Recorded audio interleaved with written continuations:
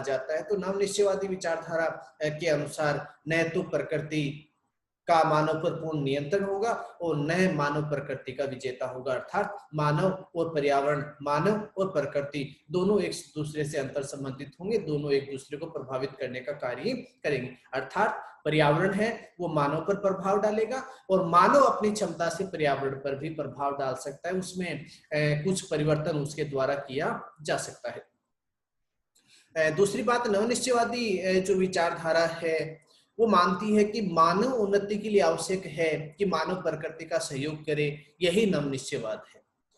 अब आप देखिए, जैसा निश्चयवादी विचारधारा में कुमारी सेमपुल ने कहा था कि मानव पृथ्वी तल की उपज है, अर्थात मानव के पास जो कुछ है या मानव है वो पृथ्वी के एक बच्चे के रूप में, एक शिशु के रूप में है, उसका लालन पालन है, पालन पोषण है, उसका सामाजिक, आर्थिक, मानसिक, शारीरिक जो विकास है वो प्रकृति के अनुसार हुआ है।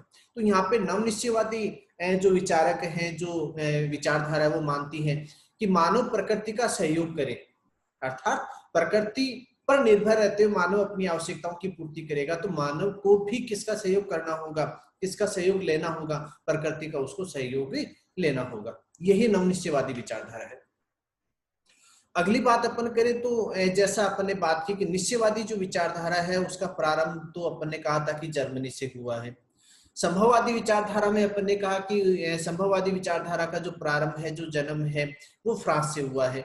जबकि नव निश्चयवादी जो विचारधारा है वो मूल रूप से कहाँ की मानी जाती है, अमेरिका से इसका प्रारंभ माना जाता है। अमेरिकन जो भूगोलवेता है वो इसके समर्थक माने जाते हैं। और दूसरे शब्दों में यदि बात की जाए तो वर्तमान समय में वे भूगोलवेता जिन्होंने कभी निश्चयवादी विचारधारा का समर्थन किया था वो भी नवनिश्चयवादी विचारधारा का समर्थन करते हैं। उन्होंने भी बाद में ये कहा कि मानव है वो प्रकृति से नियंत्रित नहीं है, मानव पर प्रकृति का प्रभाव है। उन्होंने नियंत्रण शब्द के स्थान पर कौन से शब्द का प्रयोग किया, प्रभाव शब्द का प्रयोग किया है। नवनिश्चयवादी विचारधारा के जो प्रतिपादक, संस्थापक, जन्मदाता जो माने गए हैं ग्रिफिथ टेलर। और ग्रिफिथ टेलर जो अमेरिकन भूगोलवेता है, उन्होंने अपनी रचना 20वीं शताब्दी का भूगोल 20th सेंचुरी इन ज्योग्राफी में नवनिश्चयवादी विचारधारा का समर्थन करते हुए जो बात कही है कि वातावरण के प्रभाव की उपेक्षा नहीं की जा सकती। नवनिश्चयवादी विचारधारा में का समर्थन करते हुए ग्रिफिथ टेलर ने जो बात कही, बहुत अच्छी बात इन्होंने कही कि मानव पर वातावरण का प्रभाव होगा और वातावरण के प्रभाव की उपेक्षा किसी भी स्थिति में किया जाना संभव नहीं है। प्रभाव होगा पर ये नहीं कह सकते जैसा निश्चयवादी विचारधारा ने कहा कि नियंत्रण होगा, लेकिन यहाँ पे बात आती है प्रभाव की। प्रभाव होगा, कोई ये नहीं कह सकता, ये प्रमाणित भी नहीं कर सकता कि मानव है वो उसकी किसी भी आर्थिक क्रिया में उसने पर्यावरण का या प्रकृति का उसने सहयोग नहीं लिया हो, या मानव की किसी क्रिया में वातावरण का प्रभाव नहीं हुआ हो।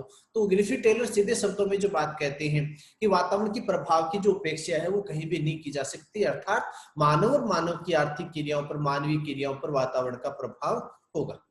इसके अनुसार प्रकृति का मानव पर पूर्ण नियंत्रण नहीं है, फिर भी प्रभाव अवश्य है और मानव उस प्रकृति की सीमाओं के अंदर ही आर्थिक सामाजिक उन्नति करता है। अर्थात यहाँ पे आप देखिए ग्रिफिथ टेलर बहुत ही साफ शब्दों में यहाँ पे बात कह रहा है नवनिश्चयवादी विचारधारा का समर्थन करते हुए कि प्रकृति का मानव पर पूर्ण नियंत्रण नहीं है, फिर भी प्रभाव है।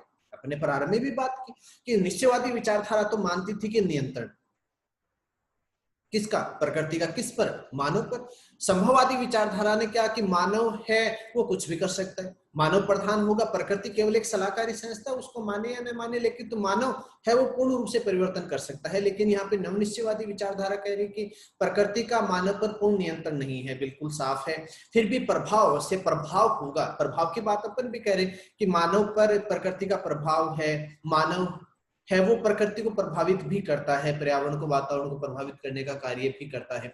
और मानव अपना जो विकास करता है, प्रभाव भी किस रूप में, ये आप यहाँ पे देखिए, मानव जो भी कार्य करेगा उसमें वो उस क्षेत्र की प्राकृतिक दशाओं का उपयोग करते हुए, यानी प्रकृति की सीमाओं के अंदर ही आर्थिक सामाजिक उन्नति उसके द्वारा की जा सकती है। कि मानव अपनी आवश्यकताओं की पूर्ति करता है। मानव यदि कोई कार्य करता है, चाहे वो कृषि कार्य करता है, चाहे वो खनन करता है या अन्य उत्पादन संबंधी, व्यापार संबंधी यदि वो कार्य करता है, तो वो संपूर्ण जो क्रियाएं होंगी, आर्थिक सामाजिक जो क्रियाएं होंगी, वो उसमें किसके अंतर्गत की जाएंगी? उस प्रकृति की निर्धारित जो सीमाएं हैं, उस सीमाओं के अंदर ही उसके द्वारा आर्थिक सामाजिक विकास किया जाएगा। अर्थात मानव की जो क्रिया होगी वो किससे प्रभावित होगी? प्रकृति से प्रभावित होगी, क्योंकि प्रकृति पर ही उसका आर्थिक और सामाजिक विकास है वो निर्भर करेगा।